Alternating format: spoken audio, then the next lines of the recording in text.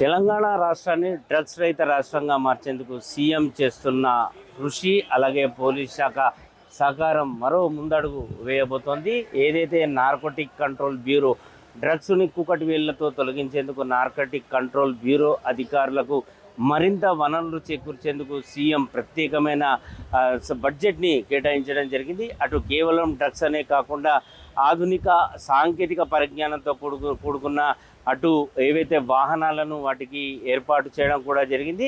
అందులో భాగంగా అటు కార్లతో పాటు టూ వీలర్లను కూడా వీరందరికీ నార్కోటిక్ కంట్రోల్ బ్యూరో అధికారులకు ప్రత్యేకమైన వాహనాలు అనేవి అందించారు.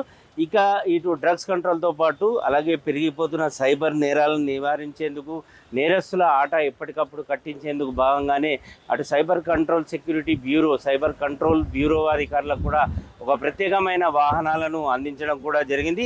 ఈ వాహనాల వ్యవహారానికి సంబంధించి నేరస్తుల కదలికలను ఎప్పటికప్పుడు కనిపెట్టి క్షణాల్లో వారి దగ్గరికి చేరేందుకు ఒక ప్రత్యేకమైన వాహనాన్ని ఏర్పాటు చేయడమే కాకుండా వారు డ్రగ్స్ తీసుకున్నారా లేదా, నేరం చేశారా లేదా, ఈ వాహనాల్లోనే క్షణాల్లో పసిగట్టే రీతిలో ఈ వాహన అధికారులు అన్ని ఏర్పాట్లు కూడా చేయడం జరిగింది. ఇప్పటివరకు కేవలం పోలీస్ స్టేషన్లో ఉన్న వారందరికీ సౌకర్యాలు కల్పించడం, అంతేకాకుండా పోలీసులు అంటే కాలనీలు, బస్తీలలో వారికి ఏవైతే వాహనాలు అంటే పెట్రోలింగ్ వాహనాలని ఏ విధంగా అయితే సమకూర్చడం కూడా జరుగుతుందో ఆ సమకూర్చే విధంగా ఈ పెట్రోలింగ్ వాహనాలను అనేది ప్రభుత్వం అందించడం కూడా జరుగుతుంది. సో ఇప్పుడు తాజాగా ఏదైతే అధికారులు అనేది ఇప్పుడు నార్కోటిక్ కంట్రోల్ బ్యూరోని ప్రత్యేకమైన ఒక విభాగాన్ని ఏర్పాటు చేయడం, సైబర్ సెక్యూరిటీ వింగ్ను కూడా ప్రత్యేక విభాగాన్ని ఏర్పాటు చేసిన తర్వాత అనేక నేరాలను కట్టడి చేసేందుకు అధికారులు అనేవి కూడా మొత్తం ఏర్పాట్లు అనేవి చేయడం కూడా జరిగింది.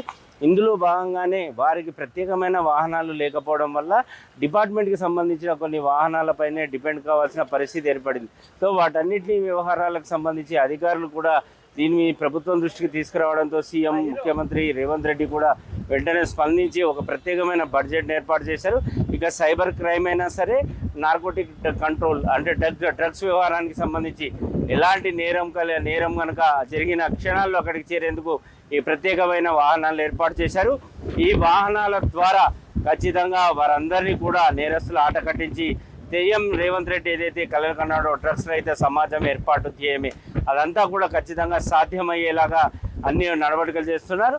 సో కమాండ్ కంట్రోల్ బంజారాహిల్స్లో ఉన్న ఈ కమాండ్ కంట్రోల్లో దాదాపు 40 కార్లు అలాగే 40 ద్విచక్ర వాహనాలన్నింటినీ కూడా ఏర్పాటు చేశారు. దీన్ని సీఎం రేవంత్ రెడ్డి దీన్ని జెండా ఊపి ప్రారంభించనున్నారు. ఇక ఈ రోజు నుంచి అటు డ్రగ్స్ నార్కోటిక్ కంట్రోల్ బ్యూరోతో పాటు సైబర్ క్రైమ్ విభాగాలకు సంబంధించి మరింత సేవలు ప్రజలకు అందుబాటులో ఉండనున్నాయి. Vote studio.